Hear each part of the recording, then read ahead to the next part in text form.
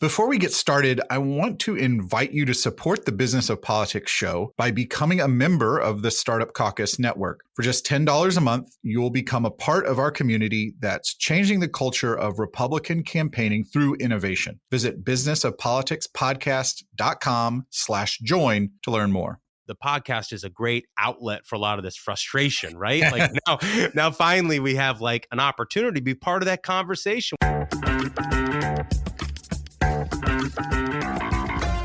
I'm Eric Wilson, managing partner of Startup Caucus, the home of campaign tech innovation on the right. Welcome to the Business of Politics show. On this podcast, you're joining in on a conversation with entrepreneurs, operatives, and experts who make professional politics happen. Today, we're talking with Michael Duncan, a founding partner at Cavalry, an issue management firm that works with Fortune 500 companies, trade associations, political candidates, and nonprofit organizations. He's had an extensive career in digital campaigning, but he's also the host of the Ruthless podcast, which has taken the GOP political world by storm over the last 3 years. It's a must listen for me. They were just tapped to provide the pregame coverage for the first Republican presidential debate later this year. In our conversation, we talk about the growth of the podcast, what lessons he's learned as a content creator, and how he thinks more campaigns can embrace the power of audience building.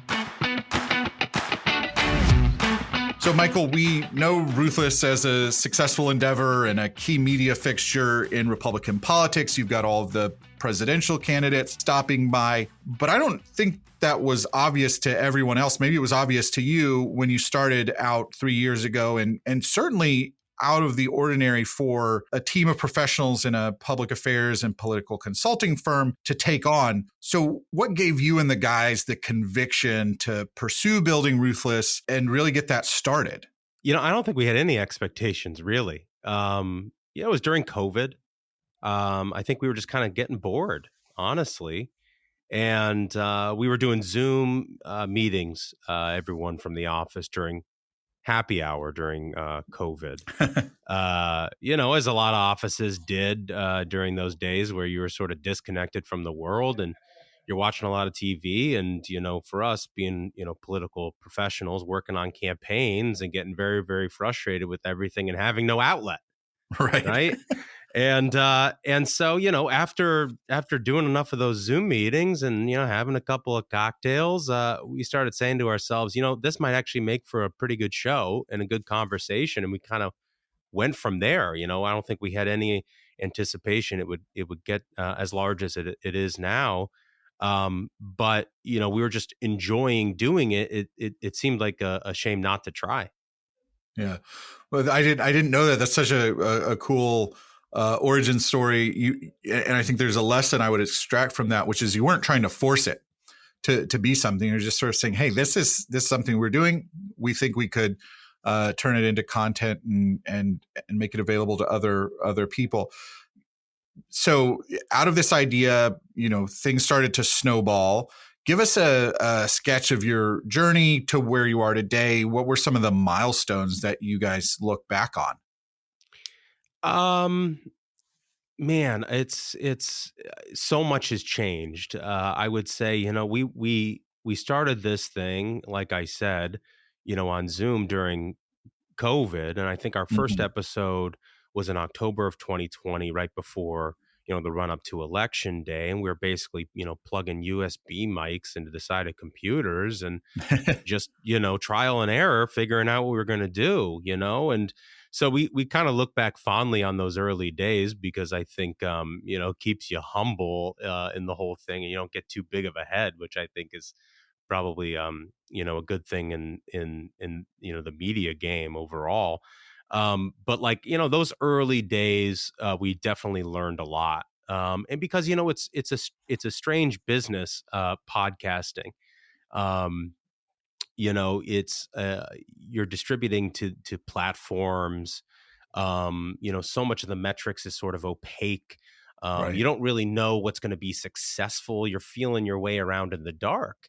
But to your point earlier, because we do this for a living, it was sort of natural for us to be able to have the conversation. We didn't really have to force it. And so, it came pretty naturally. I think when I think back to some of the milestones. I think one of our early episodes with Ted Cruz, right after he'd had that whole thing with the flying to Cancun. Yeah, yeah. And he came on our show. It was his first media appearance after that whole kerfluffle, right? And, our show's pretty light. We cover a lot of hard news, but we try to mix it up and keep people entertained. I'd say And irreverent is a little probably how I would irreverent. just, Yeah, for sure. Irreverent. And, Senator Cruz gets on, and Josh kind of asks him sort of tongue in cheek, like, been up to anything interesting this week, Senator? And he's just sort of laughing. He's like, I haven't had a week this bad since the Bay Area in the 1960s. And he's joking about they say he's the Zodiac killer or whatever. And so he sort of set the tone. And so I think at that point we realized people got what we were trying to do. Yeah. And even politicians could come on the show and have a good time. And it was it's sort of unique to the medium of podcasting, that you don't have to work in 30-second sound bites. There is no commercial break that you're butting up against. And so, politicians are naturally more relaxed and have an ability to really tell you what they want to say and maybe show you more personality. You'll learn a lot more about them than you would on primetime cable news. So I'd say that was another milestone for sure. Right. And I think one of the things that's kind of challenging about the show that you guys do is it's definitely not a rah everything everyone in our party is doing is right, but also you do have these really big name politicians coming on and willing to be there, because I think they do know that that's a trusting safe space, if you will, to come have those longer conversations and stretch your legs.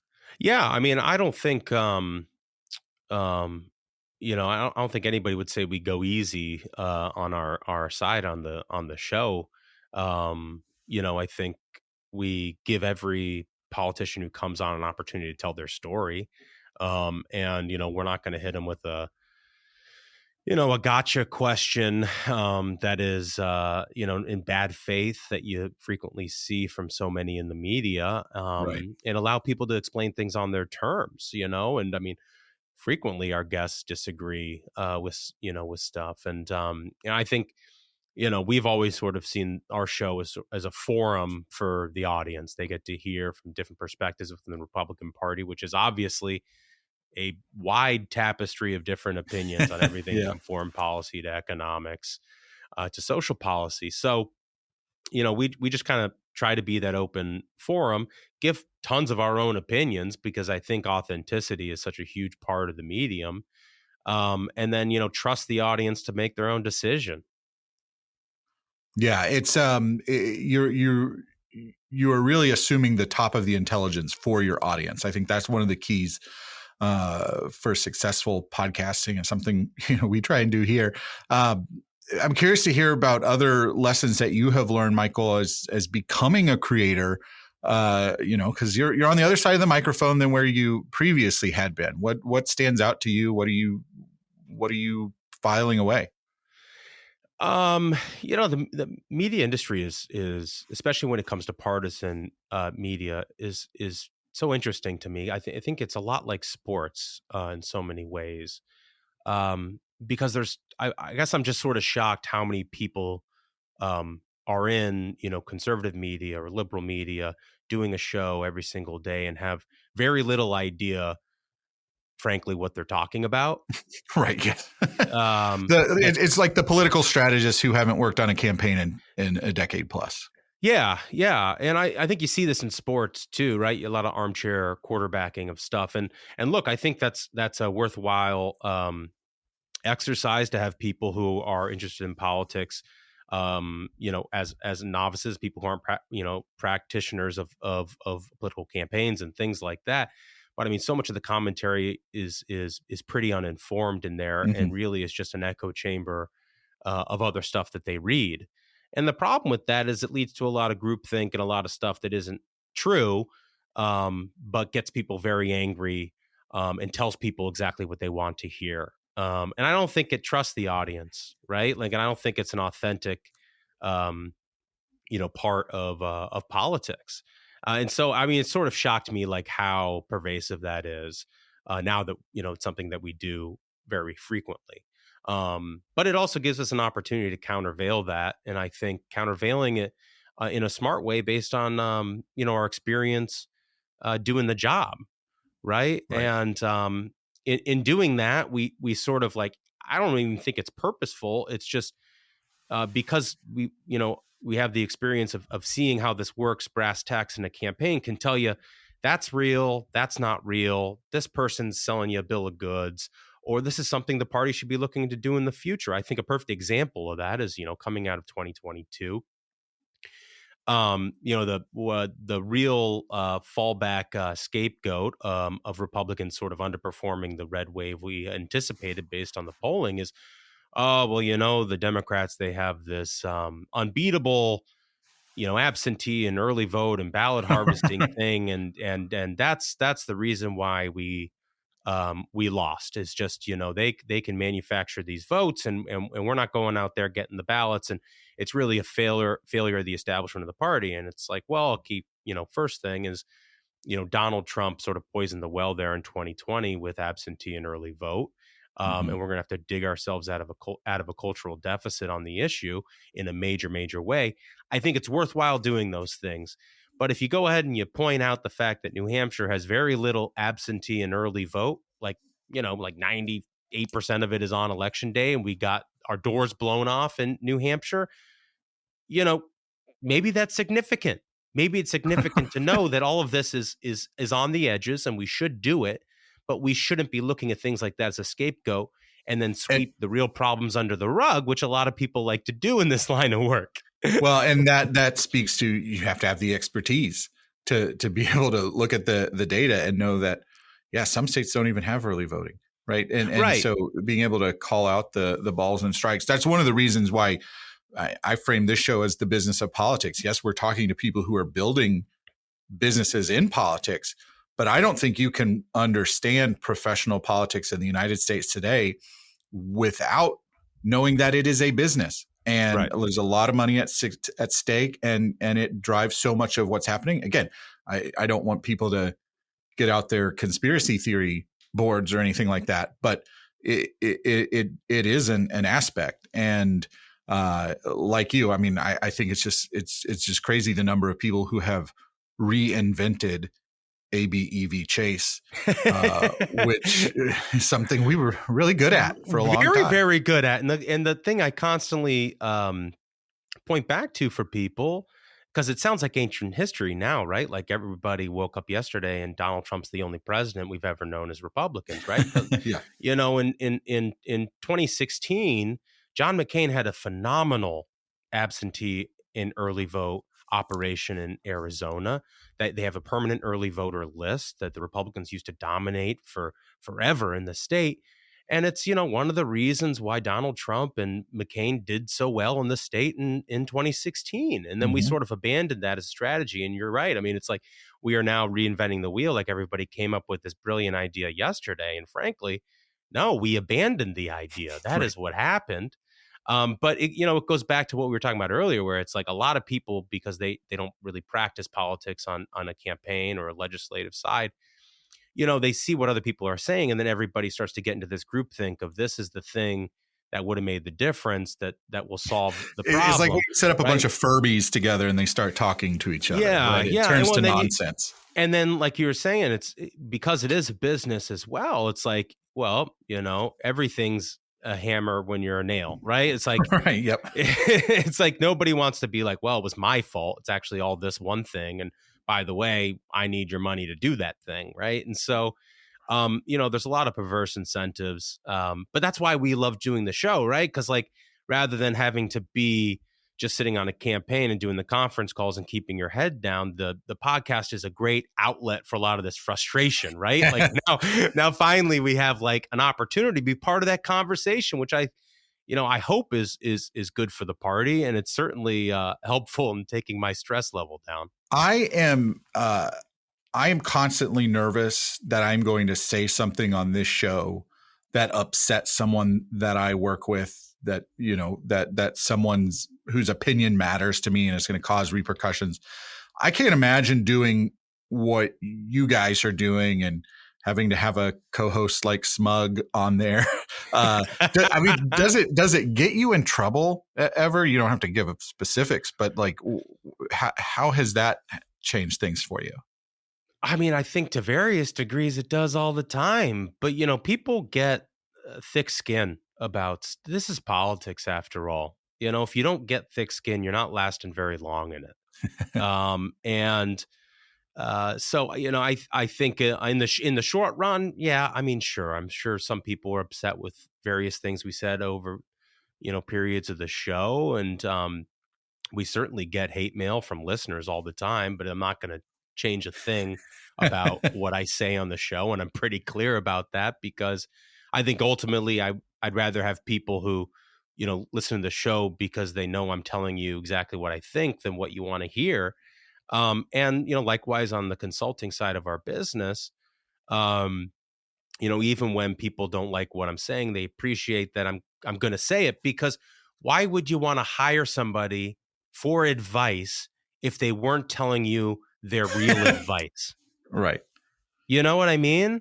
And so Yeah. ultimately it's net positive, and doing the show and doing the consulting work as well, I think has made us better at both sides of the business. Yeah, and that's my experience as well. So doing the podcast, writing the blog, compiling newsletters, that sharpens my thinking, helps me organize Yeah. my thoughts, and I think it makes me better as a professional all around. It also gives me kind of a test bed for trying this stuff out, right? So I know what's working for uh, email acquisition right now. I Yeah. know what the best platforms out there for newsletters. What are some other ways that it's impacted your business creating this content? Because I mean, I'll just give my plug here. I think everyone should be a content creator in some regard to try this out, to sharpen your thoughts. And I'm just curious to hear some other impacts that you've experienced. Yeah. Yeah, well, I totally agree. Like at the top, like, I mean, if you have some expertise that you feel like other people should know about, do more with it. Blog about it, do a podcast about it, do a YouTube channel, do something, because like Right. you're going to get better at that thing too, just by organizing your thoughts of how you do it. For me, I think we've built like stronger relationships with a lot of folks in the Republican Party because of the show. And we've been able to be helpful for people on the Hill, people out there, running state parties and stuff, when like there's something important that they think people need to have their eyes on, or Mm-hmm. stuff that might not get covered in prime time on Fox News, but is a worthwhile exchange in a committee hearing that is really going to have repercussions in 3 months or 4 months when an investigation comes to the end. Like that's the sort of stuff that, like, I'm glad we have the show so we can serve as a platform for that sort of thing. And then also, like, with the listeners, just being able to hear from our audience across the country and the world. Frankly, I mean, we've got a lot of listeners, which is, this is weird. I never would have thought about it, but a lot of American military serving abroad, and all over a lot of in the Middle East, in Japan and Germany and whatnot. But like hearing from them about what they think is important in politics or interesting about the show, like, I think makes me better at my job in marketing politics Yeah. on the consulting side, right? You're listening to the Business of Politics show. I'm speaking with Michael Duncan, co-founder of Cavalry and co-host of the Ruthless Variety Program podcast. Michael, what's something that most people don't understand about the ways that entertainment and media are shaping politics today? I think there's a massive gulf between what the media thinks people want in their political news and how they actually like consuming information. People like being entertained rather than being lectured to, if they had the choice, if they really had the choice. And they'll engage in long form content as long as it speaks to them like the conversations they have in their real life. I mean, like, who has lunch around the conference table or goes out with their friends for beers and they only talk politics? Only Right. politics. Yeah. Literally no person on planet Earth does that. But we insist on generating so much content in politics that is exclusively that. It just doesn't speak to people in a way that they would want to be having a conversation. So, like, that's not what we do with our show, obviously. You mix in other stuff that's funny, stuff that's compelling conversation, debates, things that you would do with your buddies over beers. Mhm. I think that's why, like, Gutfeld's show on Fox has been so successful, right? Like, it's just a different sort of format for political news. I love that people who are super, super, super engaged in politics listen to our show. But whenever we're putting out a show, I'm always thinking about, like, my buddies back home in Indiana, like the guys I knew from high school or college. Like, would they listen to this? Right? Right. Like, people with like busy lives and like little time each week to stay up on current events and like want to be entertained in the process. And they want to know, like, here are the three things I really need to think about this week that, if people are talking politics, I want to be up to date on. But, like, I don't want to just hear one person screaming in my ear for 2 hours about, Yeah. the craziest things in politics. Like, you have to find ways for people, because everything's appointment listening now, or appointment viewing and everything. People have routines. They're going grocery shopping. You got half their attention most of the time at best. And so if you're going to be incorporated in somebody's routine, you're competing with a lot for attention. Right. So you got to make it good. And I think, there's this tendency, and especially on the right, that when we are discussing politics, it just becomes so joyless. And it's like no one wants to be on that team because they don't have any fun.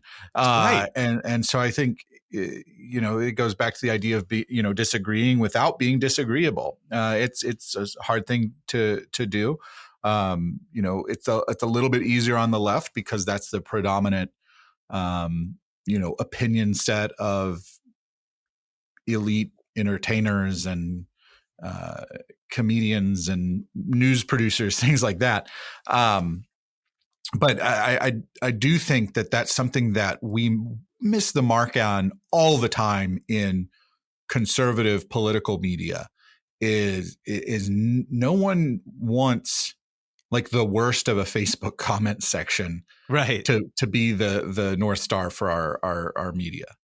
Yeah. I do think, it's part of the way that the internet has democratized politics, and there is so much information out there, which I think on net is probably a good thing. It's also led us into, I think, this sort of fatalism or like doomerism Mm-hmm. about politics, because people know, the angrier you can make somebody, the more they're going to be interested in finding out why they need to still be angry, right?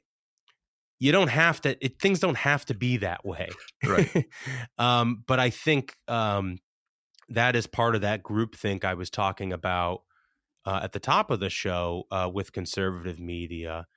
Is everyone else in the space is competing to see how angry they can make you on a daily basis. And so that space has become very cluttered with people who are, primed to be like, all right, well, how outraged am I supposed to be today? And you should be outraged by a lot of stuff. But it shouldn't mean that you completely lose hope and throw up your hands, Right. Yeah. every single day. And, so we try to provide some perspective on the show and give people a long view of things. Because I think that's more honest than saying, this is the worst day of democracy every single day. So, Michael, what are some of the content creation and audience building lessons?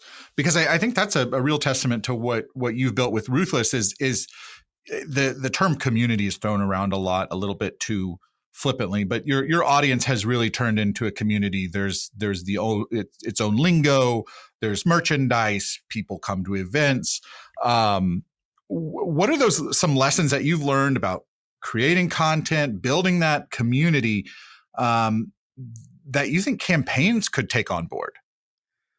Oh man, there's just a ton of things, because I mean, look, I understand a lot of campaigns, you're moving so fast and you're trying to build so quickly that you forget the little things, but like the little things is what makes it.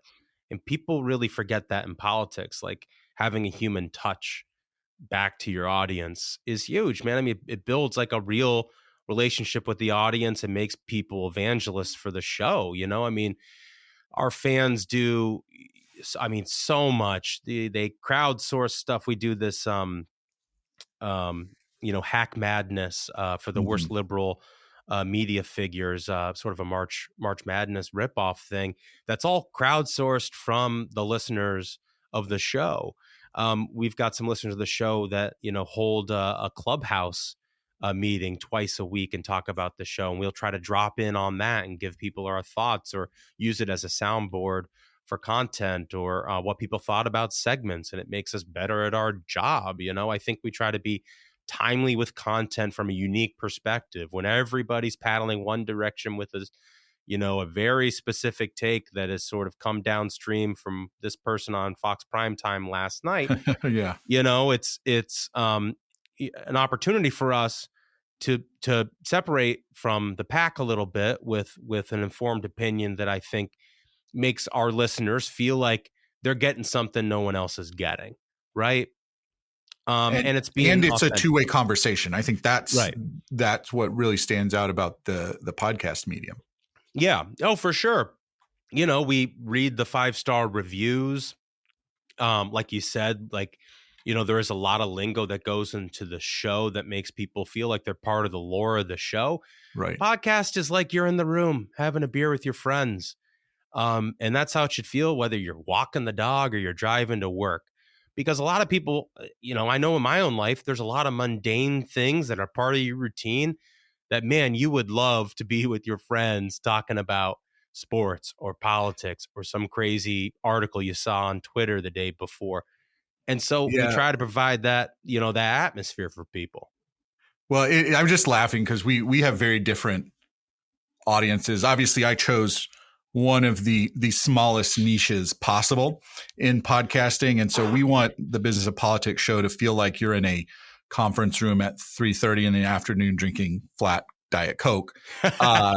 And it's just really interesting to see when you have something that can have that broader appeal, the different things that, this show, I'm very grateful to our listeners who are loyal, but it's also interesting to hear kind of the other side of it, which but that's authentic to you and to you in the show, right? And that feels like a real burn, Michael. No. The show is called Business of Politics, right?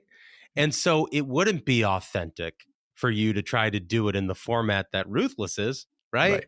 Yeah. And it's easier to make the content and want to do it every week when it is true to what you're trying to accomplish, And that's what I'll never understand about this business is the people who try to squeeze themselves into this box that they think an audience wants them to be. Boy, does that have to be exhausting. Yeah, right. Yeah. And it's sad. You see the contortions that have to happen to do that.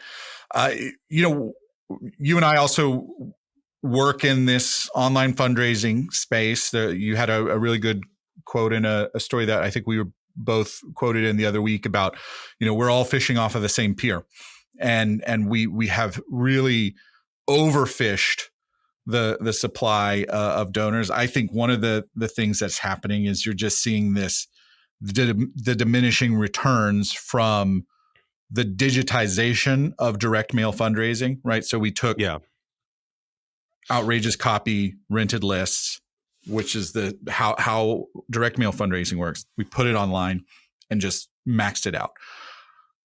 I really think that one of the ways forward is tapping into the creator economy, the tools that we're seeing out there, Substack, Patreon, OnlyFans, whatever it is that is helping creators connect with their audiences to generate revenue and sustain that content. Do you see that? Is there anyone in the political space from a candidate side trying this out or testing this out? I think I've seen some folks doing that in various parts of it, right? I mean, you've got, Joe Biden's campaign has made a lot of overtures to, influence their Right. communities and bringing them to the White House. And you've got these kids on TikTok with all the talking points and that sort of thing.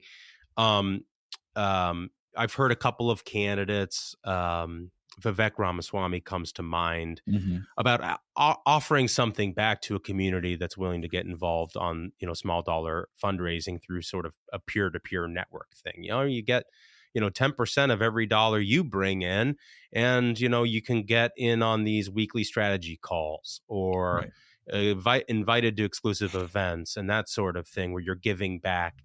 And that is a thing I think, campaigns could definitely learn from creators, and sort of the influencer economy. Is like when you created something like a Patreon, boy, you got to give something for that. Right. People are just, You're not just like, oh, I have your $5 a month, I have your $10 a month. Thanks for the revenue.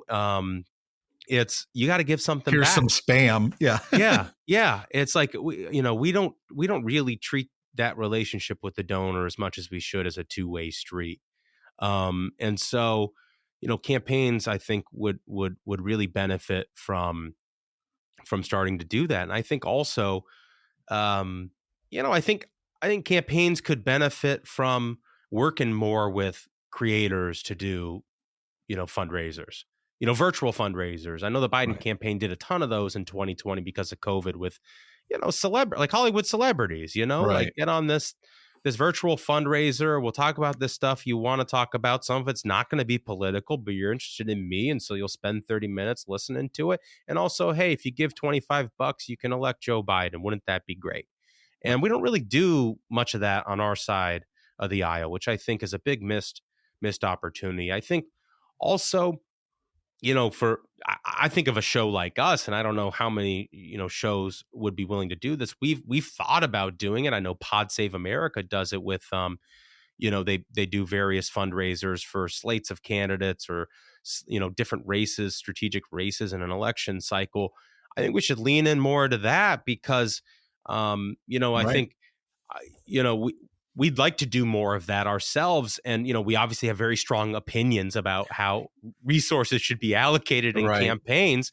And, if I very quickly had a link, to send Ruthless listeners to say, like, this is a project that should be funded, we could do that more. Right. And I think we're, like you were saying earlier about how we've just basically burned out the same audience on email and text as we did through mail. I think a lot of people are becoming more discerning, and so that relational marketing is going to be very important. People with trusted opinions that people turn to, things like our show, or if you think about the way that people would bundle donations to an organization like Club for Growth, right? And you'd get a glossy mailer from the club and say, here are the candidates we're interested in supporting this cycle. Here are the resumes. Here are the reasons why we think they can win. Would you fund this effort? And that sort of additional step of sort of, vetting and building a relationship with a donor, I think we've sort of lost in politics in the last 6 years. And I think part of that is probably going to come back more in the creator economy.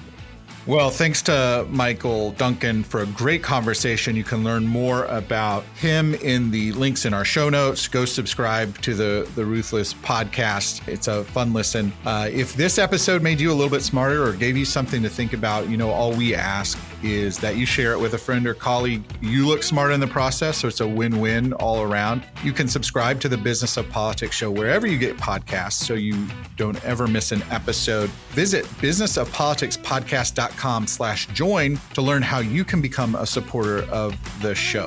Thanks for listening. We'll see you next time.